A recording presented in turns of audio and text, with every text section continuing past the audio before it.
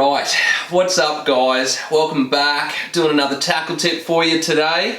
Now this one is going to work with the times. So a lot of the freshwater guys like myself, I chase bass. If you're watching this channel for the first time, I am a bass fisherman. For all of you regulars, what's up? For all you regulars, you know that I fish freshwater. But with this coronavirus thing, even a lot of the freshwater anglers are going out into the saltwater and chasing a feed and just getting real salty and stuff with their reels, right? And saltwater can be a little bit nasty and a little bit more harsh on your reels. So being freshwater fishermen, we really don't have to wipe down and do all this really quite important maintenance to your reels just to ensure that all the salt's off, because we fish freshwater. But for all of you guys that are fishing saltwater, here's just a quick rundown on what I like to do. Like, I did used to chase brim once upon a time and fish brim every single weekend, do a handful of smaller brim tournaments. So I saw somebody else do this, and to me it just makes sense. I'm not saying this is the right or wrong thing, I'm just giving you an idea of maybe just how to prolong the life of your reel. So, number one, I used to think that spraying the absolute living hell out of your reel with a hose outside on like that jet setting just to get all the salt off was a good thing. Not so much a good thing, because what that actually can do is push a lot of the salt like further into the reel in places where it may not have actually got, and then you can't get into spots, and that salt's just going to crystallize and just sit there and cause corrosion and rust and everything else that goes along with it. So here's a really quick, simple way just to wipe your reel down and just do a little bit of maintenance to make sure that your reel's going to stay nice and fresh. So let's dive down and have a look. The reel that we're going to be looking at today is actually my Okuma Helios HSX 30, I believe. Is it my 30? Yeah, it's my 30. So it's about a 2500 comparison reel.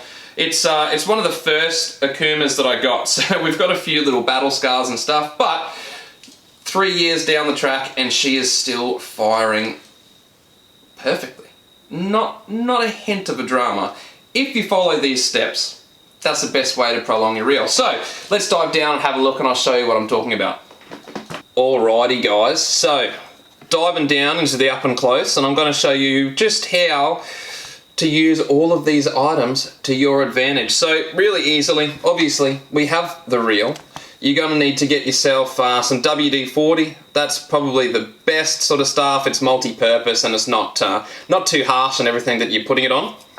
You're going to need a couple of microfiber rags, 2 in particular, and a cloth, just a normal old Chuck's cloth, and a bit of water, bowl of water. Doesn't need to be heaps. So what we're going to do, guys, is really quickly, we just want to take the spool off the actual main body of the reel. So for those of you that don't know how to do that, all we're going to do is just undo that drag, keep on undoing it, loosening it, loosening it, loosening it until the whole thing literally just lifts off. Now, you're not going to want to wipe the shaft here. That shaft, don't really touch, just sort of steer clear of that, because that's obviously going to have a bit of grease and stuff on it from inside the main body of the reel here. Also, be careful when you do this, you don't lose the top bit. It has got a little circlip, sort of star clip looking thing to keep all the drag washers in place, so that's good. You don't want to do anything in here. Anything to do with your drag, steer clear of. So, basically we got spool and the main body of the reel. Now, with the Chuck's cloth, it doesn't need to be drenched with water, so we just wring that out and just give it a bit of a wipe over. You know, if you do want to use the hose to put a little bit of like a light mist, like a really light fine mist, you can do that just to get a little bit of that excess salt off. I wouldn't recommend putting it on a jet setting or completely drenching this reel with water, because as I said before, it's going to push salt further into this reel where it wouldn't have got before, and that salt can then crystallize and then cause corrosion and rust and all of those yucky things. So just give this a bit of a light wipe over, I mean, this hasn't been in salt water, so I don't really need to go into that much detail. Now with the spool, same thing with the spool.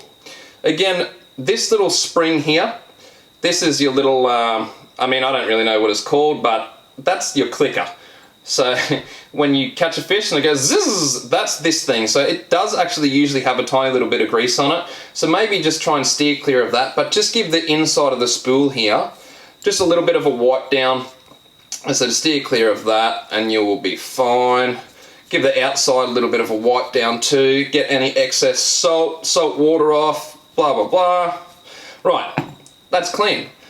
So that's the first step. Now what you can do is, if you did rinse it off, if there is a little bit of extra water and stuff, just give it a bit of a wipe down, a bit of a dry with one of your microfiber towels, rags, whatever. Microfiber rag, not a microfiber towel. You might have a towel, whatever. Just make sure everything's nice and dry. Okay. Bit of dirt. So, now that everything's nice and dry, here is the step. This WD-40 is actually going to work wonders for your reel. Now what you don't want to do is spray this straight onto your reel. Definitely don't do that.